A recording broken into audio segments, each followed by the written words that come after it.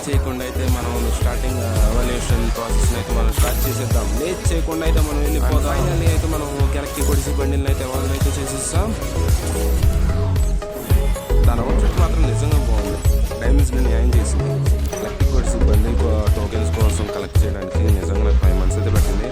ఫైనల్గా అయితే అయిపోయింది. నాకు అదే లేదు రాలా.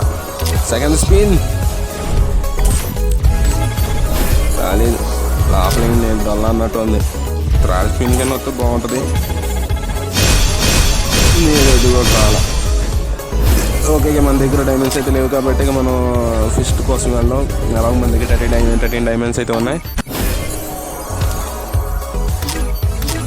ఫిస్ట్ తిప్పాలంటే కొన్ని ట్రిక్స్ అయితే చేయాల్సి ఉంటుంది. నేనైతే ట్రిక్ అయితే చేస్తాను ఏమో, ఆ ట్రిక్స్ వల్ల వచ్చే అవకాశం అయితే ఉందేమో చూద్దాం. ఓకే, ఫైనల్గా అయితే మనం 9 డైమండ్స్కి అయితే స్పిన్ తిప్పుతున్నాం. వచ్చిద్దా? కనీసం బ్యాక్ ప్యాక్ ఇచ్చినా బాగుండేదిరా. మరీ దారుణంగా టోకెన్లు అంటే ఏం బాగుంటుంది రా అసలు. ఓకే గాయ్స్, ఫైనల్గా అయితే మనం డైమండ్స్ అని ఒకటేస్తాం. ఇది నా ఫస్ట్ వీడియో కాబట్టి వాచ్ చేయడం. ఇప్పుడు ఎవరైనా వీడియో చూస్తుంటే ప్లీజ్ లైక్, సబ్స్క్రైబ్ చేయడం మాత్రం మర్చిపోదు.